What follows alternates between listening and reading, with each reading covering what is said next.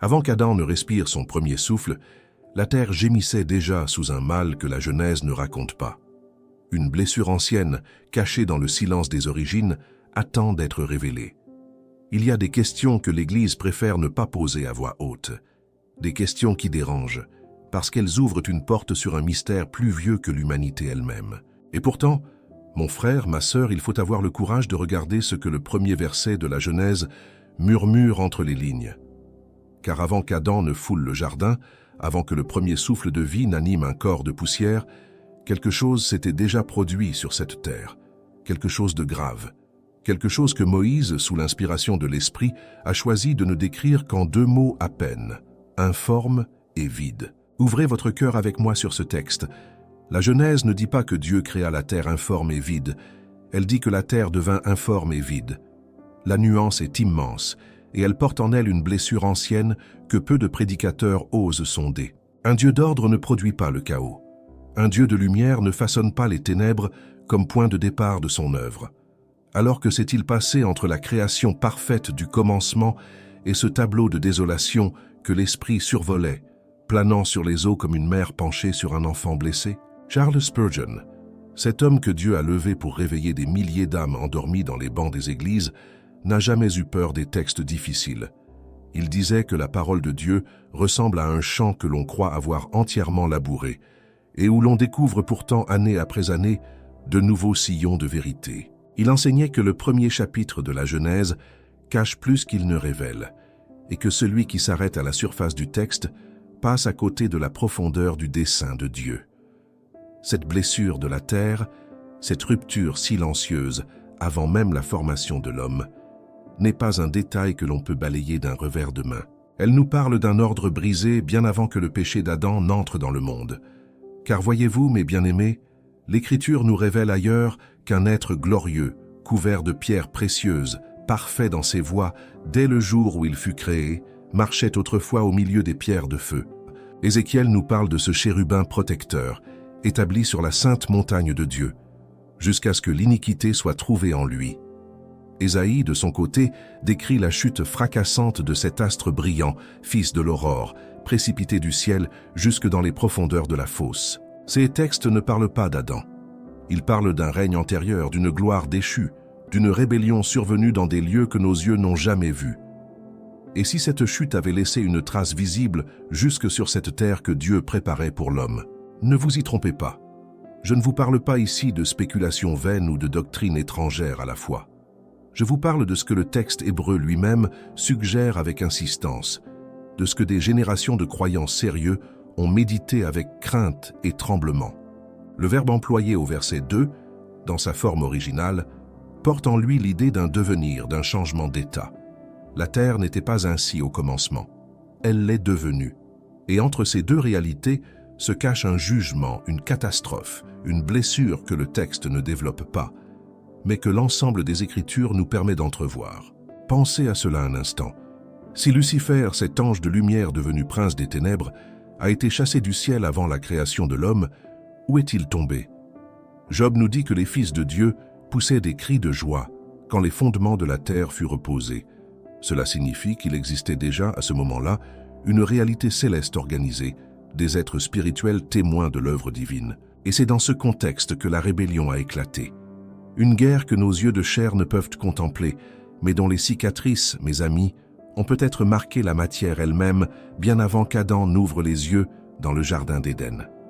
Comprenez-moi bien, cette vérité n'est pas destinée à nourrir votre curiosité, mais à réveiller votre cœur. Car si le mal existait déjà avant l'homme, alors le péché d'Adam n'a pas créé le combat spirituel, il l'a seulement invité dans notre histoire. Depuis ce jour, chaque génération porte en elle l'écho de cette bataille ancienne. Et vous, ce soir, vous n'êtes pas étrangers à ce combat. La blessure de la terre est devenue, d'une certaine manière, la blessure de votre âme, tant que vous n'avez pas rencontré celui qui répare ce qui est brisé. Spurgeon aimait rappeler que Dieu ne laisse jamais le chaos avoir le dernier mot. Sur les eaux ténébreuses de la terre informe, l'Esprit planait déjà, prêt à intervenir, prêt à dire que la lumière soit. Et c'est exactement ce qu'il fait aujourd'hui dans votre vie. Là où il y a du vide, là où il y a des ténèbres accumulées par des années de fatigue spirituelle, l'Esprit de Dieu plane encore, attendant que vous lui ouvriez la porte pour qu'il prononce sa parole de restauration sur vous. Regardez encore ce détail que l'on oublie trop souvent. Avant même de prononcer la lumière, Dieu ne détruit pas ce qui est abîmé, il se penche dessus. L'Esprit plane, il ne fuit pas la blessure, il l'habite pour la transformer. Voilà le cœur même de l'Évangile, inscrit dès le 2e verset de la Bible. C'est justement pour vous accompagner dans cette restauration que nous avons préparé un guide, disponible dans le tout premier commentaire épinglé sous cette vidéo. Il s'intitule « 21 jours pour restaurer votre intimité avec Dieu ». Il a été pensé pour celles et ceux qui sentent, comme cette terre du commencement, que quelque chose s'est asséché en eux, que la présence de Dieu semble lointaine, presque silencieuse. Ce guide vous accompagnera jour après jour vers une intimité renouvelée avec votre Créateur, avec des clés concrètes pour retrouver la ferveur des premiers jours de votre foi. Ne restez pas dans le vide. Acquérez ce guide dès aujourd'hui et laissez l'Esprit reformer ce qui, en vous, attend d'être restauré. Et si votre âme a été touchée par cette parole ce soir, ne repartez pas les mains vides. Abonnez-vous à cette chaîne, car ce n'est là que le commencement d'un voyage à travers les mystères que l'Écriture réserve à ceux qui cherchent sincèrement la face de Dieu. Restez avec moi, car ce que nous allons découvrir ensemble sur cette blessure ancienne va éclairer bien plus que vous ne l'imaginez sur le monde dans lequel nous vivons aujourd'hui. Cette blessure ancienne dont nous venons de parler ne reste pas enfermée dans un passé lointain. Elle continue de résonner jusque dans notre époque, et c'est ce que je veux vous montrer maintenant. Car si la terre portait déjà les marques d'une rébellion avant même la formation d'Adam, alors le monde dans lequel nous vivons aujourd'hui n'est pas neutre. Il est le théâtre d'un conflit qui dépasse largement nos petites préoccupations quotidiennes. L'apôtre Paul l'écrivait aux Éphésiens avec une clarté saisissante. Notre combat n'est pas contre la chair et le sang, mais contre les dominations, contre les autorités, contre les princes de ce monde de ténèbres, contre les esprits méchants dans les lieux célestes. Ce verset, mes amis, n'est pas une figure de style. C'est une description précise de la réalité invisible qui entoure chacune de nos journées. Beaucoup de croyants traversent la vie sans jamais comprendre pourquoi certains combats reviennent sans cesse, pourquoi la même tentation frappe à la porte encore et encore, pourquoi une famille entière semble portée par un poids qu'elle n'arrive pas à nommer. On cherche des explications psychologiques, sociales, parfois même génétiques, et on oublie que derrière le voile visible, une guerre plus ancienne continue de faire rage. Vous avez peut-être vécu cela vous-même. Une paix retrouvée qui s'effondre en quelques jours sans raison claire, un projet béni qui s'enraye juste avant d'aboutir, une lassitude qui s'installe sans que rien, extérieurement, ne justifie un tel poids. Ce ne sont pas toujours de simples coïncidences du quotidien. Cette guerre a commencé bien avant que l'homme n'existe. Elle a commencé dans les lieux célestes, lorsque cet être magnifique dont nous parlions, couvert de gloire et d'autorité, a choisi l'orgueil plutôt que la soumission. Et depuis ce jour, la création tout entière porte les stigmates de cette rupture. Le prophète Ésaïe décrit cette chute avec des mots d'une puissance rare. Il parle d'un astre brillant, fils de l'aurore, qui disait dans son cœur vouloir s'élever au-dessus des étoiles de Dieu, vouloir être semblable au Très-Haut. Et ce même prophète annonce que celui qui voulait monter si haut a été précipité jusqu'au fond du séjour des morts. Voilà l'origine du désordre que nous observons partout autour de nous. Voilà pourquoi la terre, dès son état premier, portait déjà cette empreinte du chaos avant même que Dieu ne prononce sa parole créatrice sur elle. Le mal n'est pas né dans le jardin d'Éden. Il y est simplement entré, comme un intrus qui connaissait déjà le chemin. Mais attention, ne vous méprenez pas sur ce que je vous enseigne ce soir. Cette réalité spirituelle ne diminue en rien votre responsabilité devant Dieu. Adam a choisi librement de désobéir, et chacun de nous, depuis, choisit librement de suivre ou de résister à la voie qui l'appelle vers les ténèbres. Ce que je veux que vous compreniez, c'est que vous n'êtes pas fou quand vous sentez qu'un poids invisible pèse sur votre vie. Vous n'êtes pas exagéré quand vous ressentez qu'une opposition spirituelle se dresse chaque fois que vous cherchez à vous rapprocher de Dieu. Cette opposition est réelle, elle est ancienne, et elle porte les traces de cette première rébellion céleste. Le livre de Job nous offre une fenêtre rare sur cette réalité. On y voit l'adversaire se présenter devant Dieu, parcourant la terre de long en large.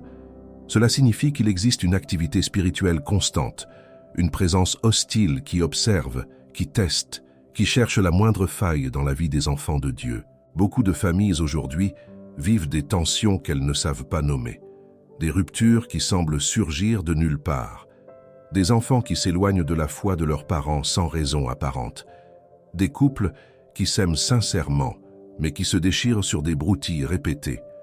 Derrière ces situations, il y a souvent bien plus qu'un simple malentendu humain. Comprenez-moi, je ne dis pas que tout problème familial vient directement d'une attaque spirituelle, mais je dis que l'ennemi ancien connaît nos faiblesses, connaît les fondations fragiles de nos foyers, et qu'il agit avec une patience redoutable pour élargir la moindre fissure. C'est pour cela que le discernement spirituel n'est pas un luxe réservé à quelques érudits de la Bible.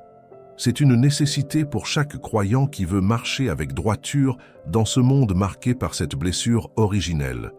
Sans discernement, on confond souvent l'épreuve ordinaire de la vie avec une oppression plus profonde, ou pire encore, on ignore une oppression réelle en la prenant pour un simple coup dur. L'apôtre Pierre nous avertit avec des mots directs « Soyez sobres, veillez votre adversaire, le diable, rôde comme un lion rugissant, cherchant qui il pourra dévorer. » Ce n'est pas une image poétique destinée à effrayer les enfants dans les écoles du dimanche. C'est un avertissement sérieux, donné par un homme qui avait lui-même expérimenté la faiblesse face à cette ruse spirituelle. Alors comment vivre avec sagesse dans un monde ainsi marqué depuis son origine par cette rébellion ancienne? La première chose est de reconnaître que le combat existe. Trop de croyants avancent les yeux fermés, refusant de croire qu'une réalité spirituelle influence leur quotidien, et ils se retrouvent désarmés au moment où l'opposition se manifeste avec force. La seconde chose est de comprendre que cette blessure de la création, aussi ancienne soit-elle, n'a jamais eu le dernier mot dans le plan de Dieu. Depuis le tout début, l'Esprit planait sur les eaux du chaos, prêt à intervenir. Cette même présence divine continue d'agir aujourd'hui au cœur de chaque situation qui semble désespérée. Je pense à ces femmes et à ces hommes qui, après des années de sécheresse spirituelle, ont vu leur foyer transformé simplement parce qu'ils ont choisi de reconnaître le combat invisible et de s'appuyer sur la puissance de Dieu plutôt que sur leur propre force. La blessure ancienne de la terre ne détermine pas votre destin. Elle explique le contexte, mais elle ne dicte pas l'issue. Ce n'est pas une fatalité qui pèse sur vous depuis la nuit des temps. C'est un contexte que Dieu connaît parfaitement et dans lequel il a toujours choisi d'agir avec puissance. Chaque fois que la Bible mentionne le chaos, elle mentionne aussitôt après l'intervention de Dieu qui vient restaurer, réorganiser, redonner un sens à ce qui semblait perdu. Retenez ceci avant que nous avancions plus loin dans cette méditation.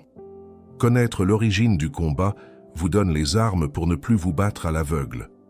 Vous ne luttez plus contre une ombre sans nom, vous luttez avec la certitude que Dieu, dès le commencement, a toujours eu le dernier mot sur le chaos.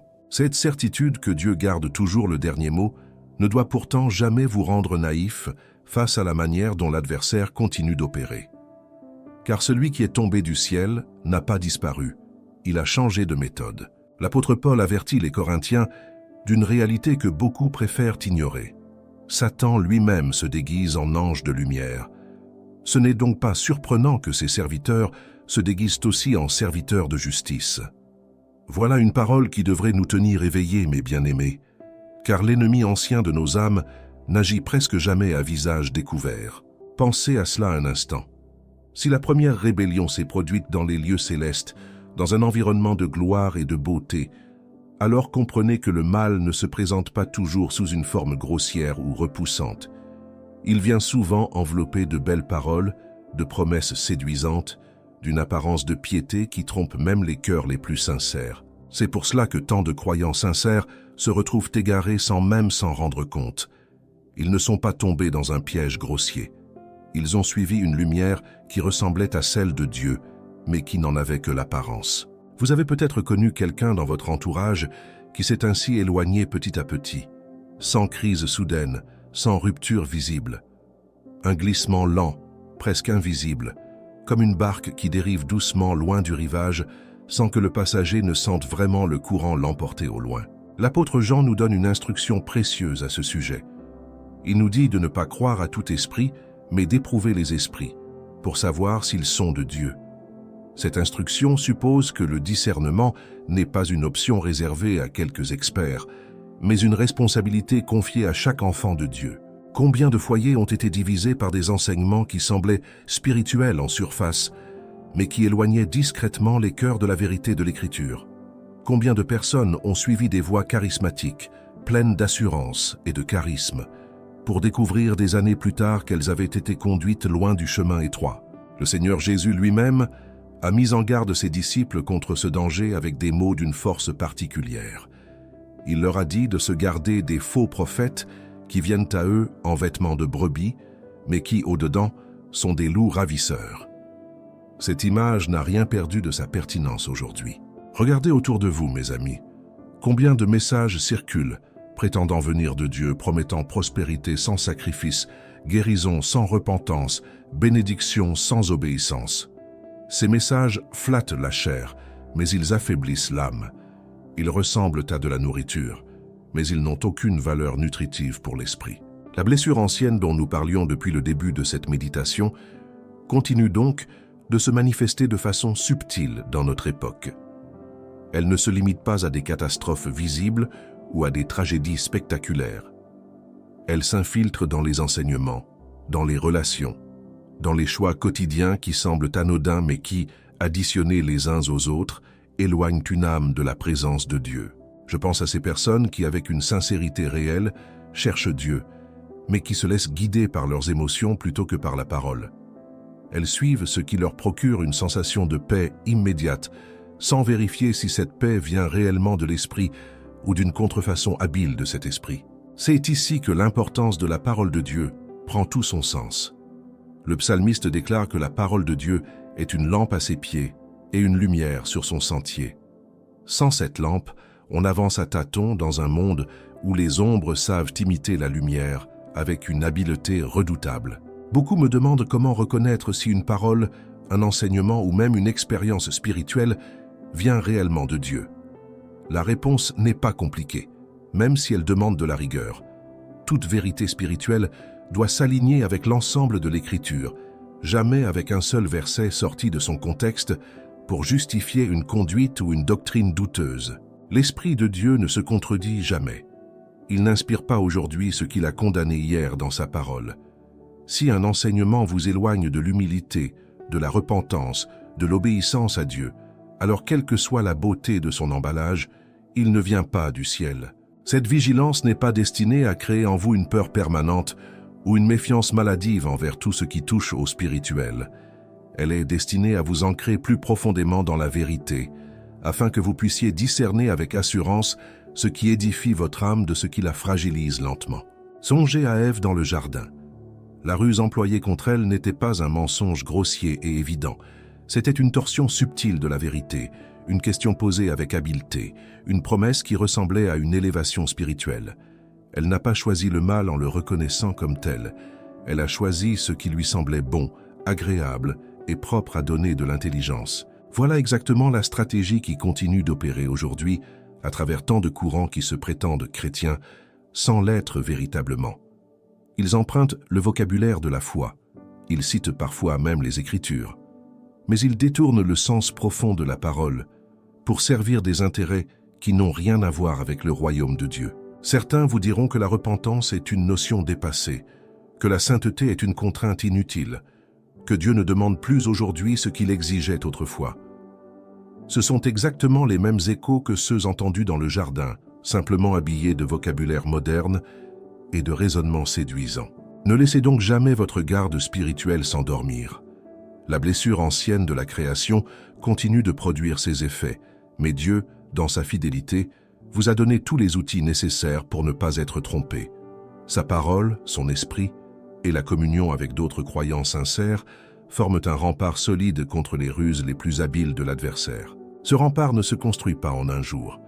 Il se bâtit patiemment, verset après verset, épreuve après épreuve, à mesure que votre cœur apprend à reconnaître la voix de votre berger parmi toutes celles qui cherchent à l'imiter.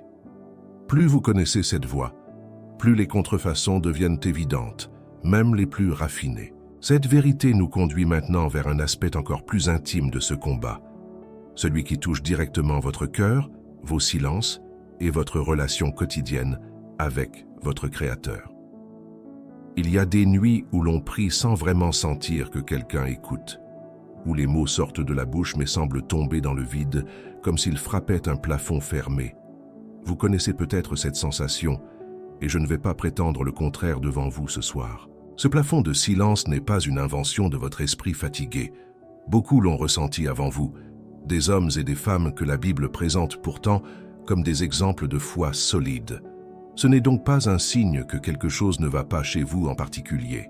Cette blessure ancienne, celle qui traversait la terre avant même la formation d'Adam, laisse aussi une empreinte discrète dans le cœur de chaque croyant. Elle se manifeste par cette distance étrange que l'on ressent parfois avec Dieu, cette impression que le ciel s'est éloigné sans qu'on sache vraiment pourquoi ni depuis quand. David connaissait cette sensation mieux que quiconque. Il écrit dans les psaumes que son âme a soif de Dieu, du Dieu vivant, comme une biche altérée soupire après des courants d'eau. Ce n'est pas la plainte d'un homme éloigné de la foi. C'est le cri d'un homme profondément attaché à Dieu, mais qui traverse une saison de sécheresse spirituelle réelle.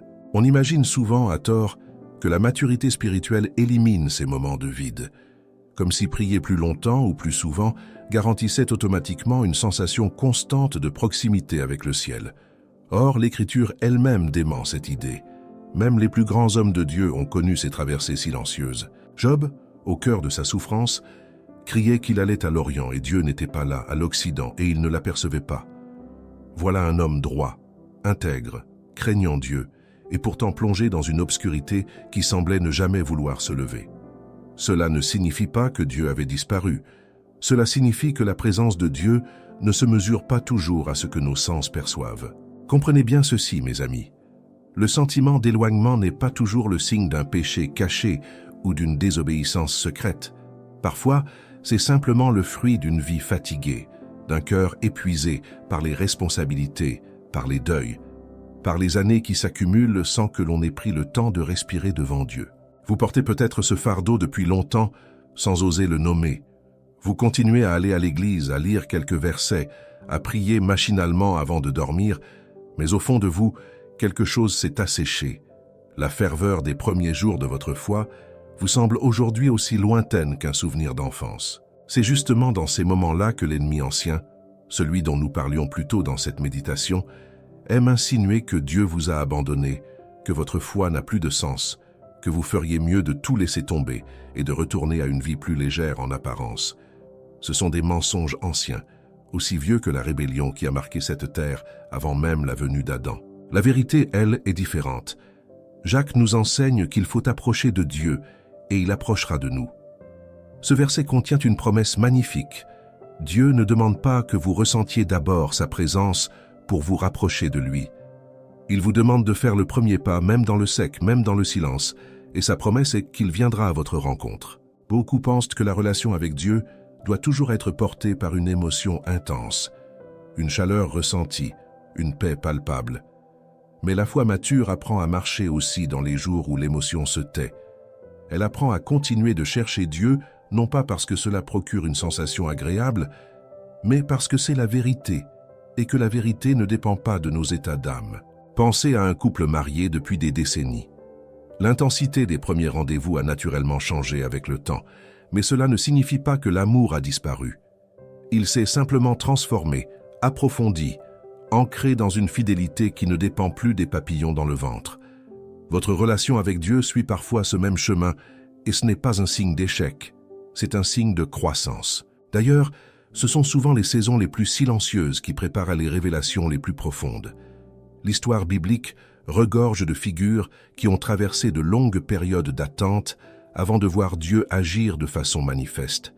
Le silence n'était jamais une absence, seulement une préparation que l'on ne comprenait pas encore sur le moment. Cela dit, je ne veux pas non plus minimiser ce que vous traversez peut-être en ce moment. Il existe une différence entre la sécheresse normale qui accompagne toute vie spirituelle sur la durée et une négligence prolongée qui a réellement éteint la flamme de la prière et de la lecture de la parole. Il faut avoir l'honnêteté de discerner laquelle des deux vous concerne aujourd'hui. Si c'est la négligence, alors la solution n'est pas compliquée à nommer. Même si elle demande de la discipline pour être vécue, il faut revenir physiquement, concrètement, à des habitudes simples.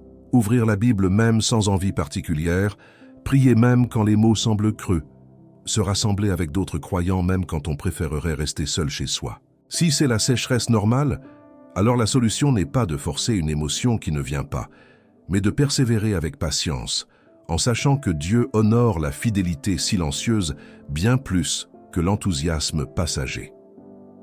Les saisons spirituelles se succèdent, comme les saisons de la nature, et celui qui sème dans les larmes moissonne un jour dans la joie. Songez à cette femme qui, pendant des années, s'est levée chaque matin pour prier sans ressentir grand-chose, simplement par obéissance, par amour silencieux pour son Sauveur.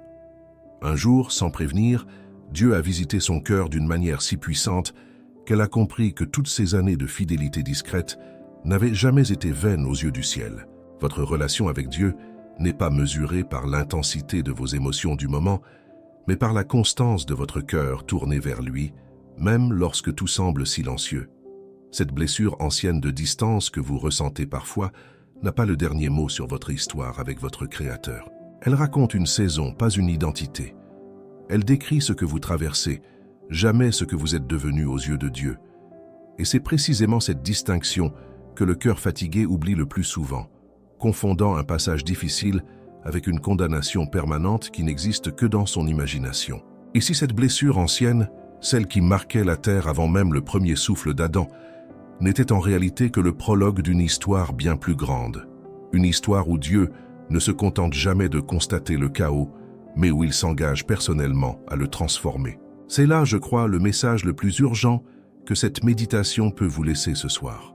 Non pas la fascination pour un mystère ancien, mais la certitude que ce même Dieu qui a agi au commencement agit encore aujourd'hui dans votre histoire personnelle, avec la même puissance et la même tendresse. Regardez ce que Paul écrit aux Romains, un texte d'une profondeur que l'on survole trop souvent. Il dit que la création tout entière soupire et souffre les douleurs de l'enfantement jusqu'à maintenant.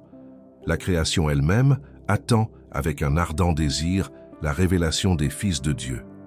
Ce n'est pas seulement l'homme qui gémit sous le poids de cette blessure originelle, c'est la terre elle-même, le ciel, l'univers visible tout entier. Comprenez la portée de ces mots. Depuis le commencement, depuis ce premier chaos que nous avons médité ensemble, la création porte en elle une attente.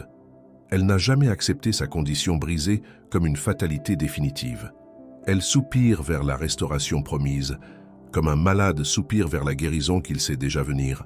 Et vous, mon frère, ma sœur, vous faites partie de cette attente.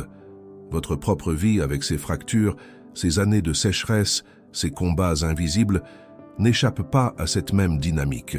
Ce que Dieu promet à la création tout entière, il le promet aussi à votre cœur fatigué. Souvenez-vous du récit que nous avons parcouru depuis le début de cette méditation. La terre était informe et vide, plongée dans les ténèbres.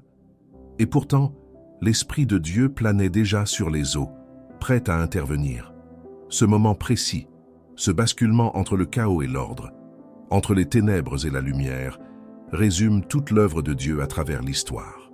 Il ne détruit pas ce qui est brisé, il le transforme. Il ne rejette pas ce qui est vide, il le remplit de sa présence et de sa gloire. C'est exactement ce que Paul décrit lorsqu'il écrit que si quelqu'un est en Christ, il est une nouvelle création. Les choses anciennes sont passées, toutes choses sont devenues nouvelles. Cette promesse ne s'arrête pas à une transformation intérieure abstraite. Elle annonce quelque chose de bien plus grand, un renouvellement qui touchera un jour la création tout entière.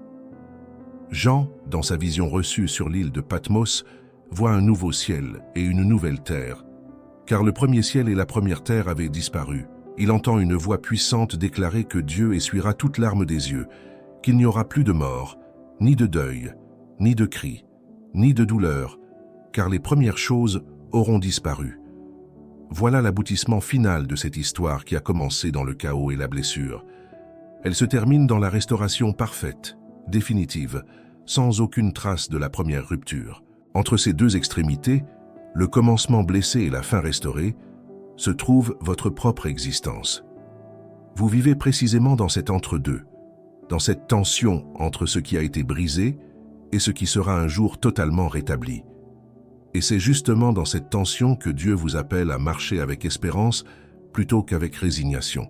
Pensez à Job, dont nous avons déjà parlé. cet homme qui a traversé des ténèbres profondes, qui a cherché Dieu sans le trouver pendant un temps qui a dû lui sembler interminable. Son histoire ne se termine pas dans l'obscurité. Dieu répond finalement, se révèle dans sa puissance et restaure tout ce qui avait été perdu, au-delà même de ce que Job possédait auparavant. Cette dynamique se répète tout au long de l'Écriture. Joseph, vendu par ses frères, jeté dans une fosse, oublié dans une prison étrangère, voit finalement son histoire se retourner d'une manière qu'il n'aurait jamais pu imaginer pendant ces années de souffrance.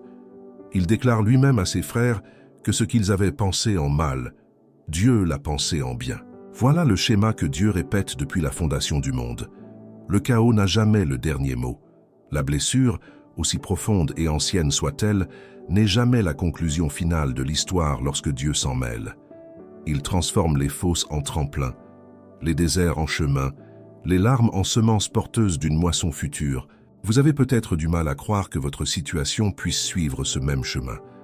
Elle vous semble trop enlisée, trop répétée, trop ancienne pour espérer un tel retournement.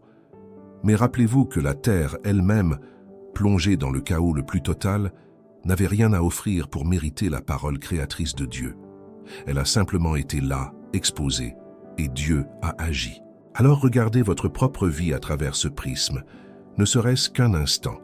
Peut-être portez-vous depuis des années une blessure que vous pensiez irréversible, une relation brisée, une santé fragilisée, une foi vacillante, un deuil qui semble ne jamais vraiment se refermer. Ce que je veux que vous entendiez ce soir, c'est que rien de tout cela n'échappe à la capacité de Dieu à restaurer. Le Seigneur qui a transformé le chaos originel en un jardin de vie, le même qui a redonné à Job plus qu'il n'avait perdu, le même qui a élevé Joseph d'une fosse jusqu'au palais, connaît parfaitement votre situation actuelle. Il ne regarde pas votre blessure comme un obstacle insurmontable, mais comme un terrain sur lequel il aime particulièrement démontrer sa puissance. Cette vérité ne minimise en rien la douleur réelle que vous portez peut-être ce soir. Dieu ne vous demande jamais de faire semblant que tout va bien. Il vous invite plutôt à apporter ce chaos intérieur devant lui, exactement comme la terre informe et vide se trouvait exposée devant son esprit, attendant sa parole créatrice. Ce que nous allons découvrir maintenant, en refermant cette méditation, va vous montrer très concrètement comment cette restauration peut commencer à s'enraciner dans votre vie dès aujourd'hui, sans attendre un miracle spectaculaire ou une intervention soudaine du ciel. Car la restauration, la plupart du temps, ne ressemble pas à un éclair traversant le ciel. Elle ressemble davantage à cette lumière discrète qui apparaît lentement à l'horizon après une longue nuit, presque imperceptible au début, puis de plus en plus certaine à mesure que les minutes avancent. C'est ainsi que Dieu aime souvent restaurer ce qui a été brisé pendant des saisons entières. Cette lumière qui monte lentement à l'horizon, c'est celle qui peut aussi se lever sur votre cœur dès ce soir. Si vous sentez que votre intimité avec Dieu s'est asséchée, ne repartez pas les mains vides. Notre guide, 21 jours pour restaurer votre intimité avec Dieu, vous attend dans le tout premier commentaire épinglé sous cette vidéo, avec des clés concrètes pour raviver la ferveur de vos premiers pas avec votre Créateur. Acquérez-le dès maintenant et laissez Dieu recommencer son œuvre en vous. Abonnez-vous à cette chaîne, likez cette vidéo, dites-moi en commentaire ce que cette blessure ancienne vous a révélé et restez avec moi pour la prochaine méditation qui s'affiche déjà à l'écran.